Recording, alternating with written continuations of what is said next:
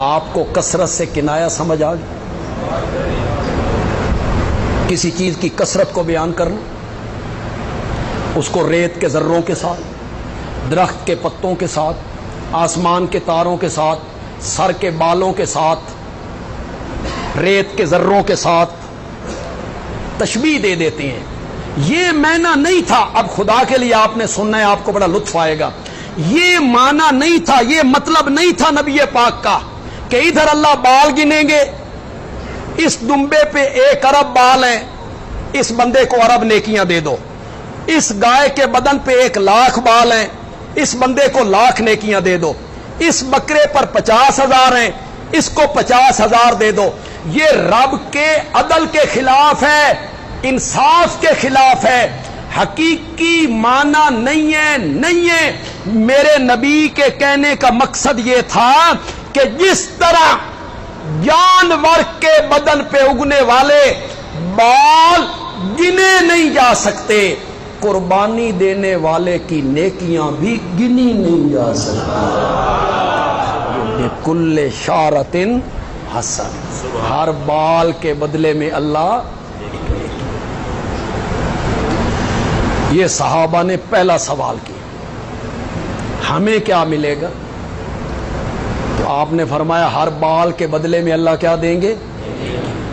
صحابہ نے دوسرا سوال کیا قربانی کی حقیقت کے بارے میں، ما هذه الاضاحی یا رسول اللہ، یہ چھری چلانا، یہ گردن کا کاٹنا، یہ خون کا بہانا، یہ کیا ہے؟ اس کی حقیقت کیا ہے؟ یہ صحابہ نے دوسرا سوال کیا تو میرے آقا نے جواب میں فرمایا ہی سنت ابیکم ابراہیم، یہ تمہارے بابا ابراہیم کا طریقہ ہے۔ سنت بمانا طریقہ، یہاں سنت کا کیا معنی ہے؟ طریقہ۔ یہ قربانیاں تمہارے بابا ابراہیم کا کیا ہے؟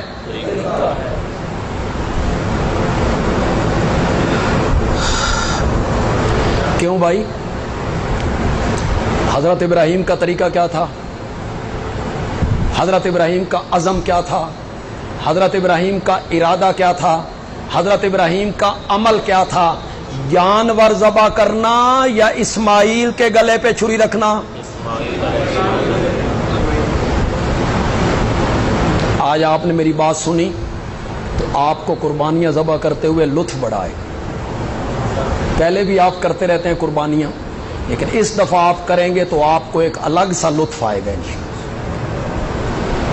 حضرت ابراہیم کا طریقہ، عزم، ارادہ، قصد جانور ذبح کرنے کا نہیں تھا،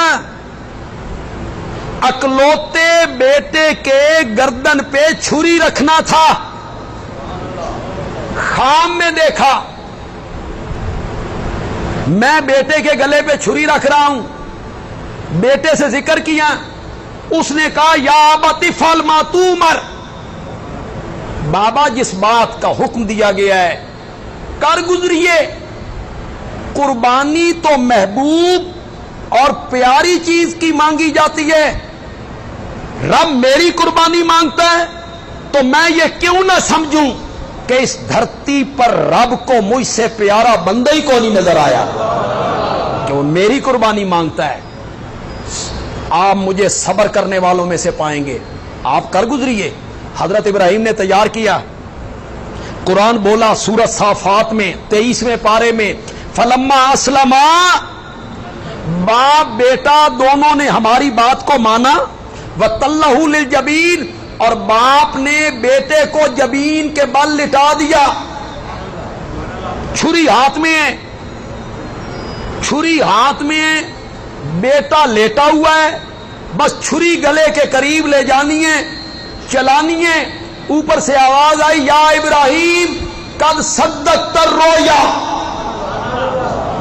تو نے اپنا خواب سچا کر دکھایا ہے، یہ ہم نے دمبا بھیج دیا ہے، اس کو ذبح کر، ہم تجھے اسماعیل کی قربانی کا ثواب عطا کر۔ حضرت ابراہیم کا عزم، ارادہ، جانور ذبح کرنے کا تھا یا بیٹے کو ذبح کرنے کا تھا؟ اور ہم کیا ذبح کریں گے؟ پھر ابراہیم کا طریقہ کیسے بنا؟ بس یہی بات آپ کو سمجھانی ہے. ابراہیم کا طریقہ تو تب بنے جب ہم بھی اپنی اولاد کے گلے پہ چھری رکھیں. یہ ناممکن ہے. ہو سکتا ہے؟ یہ ناممکن ہے کہ بندہ اپنی اولاد اور اکلوتا بیٹا اس کے گلے پہ بندہ چھری رکھ دے. ابراہیم کا طریقہ تو تب بنے جب ہم بھی اپنی اولاد کی گردن پر چھری رکھیں. یہ ناممکن ہے.